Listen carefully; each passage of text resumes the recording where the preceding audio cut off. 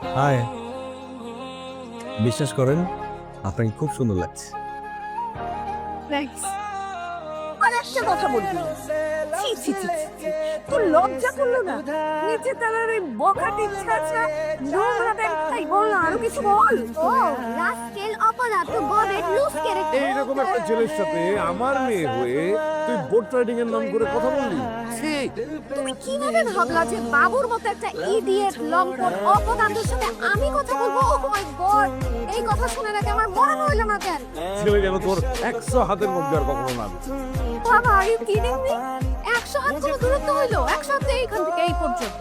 আমি তোমাকে কথা দিতেছি, আমার 1000 হাতের মধ্যে তুমি ওই ছেলেকে দেখবা না। জাস্ট কথা দিলাম আমি। হ্যাঁ, আসছি।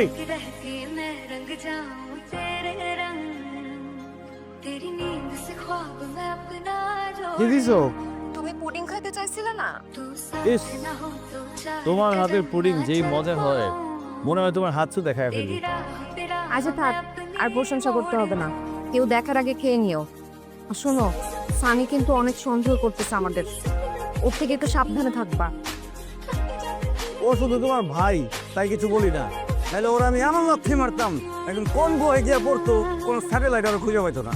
আরে ও ছোট মানুষ, ওকে এইভাবে কেন বলতেছো? মাথাটা ঠান্ডা করো। শোনো না, একটু আগে একটা রিল দেখতেছিলাম, দেখেই না আমার একটা শখের কথা মনে পড়ে গেল।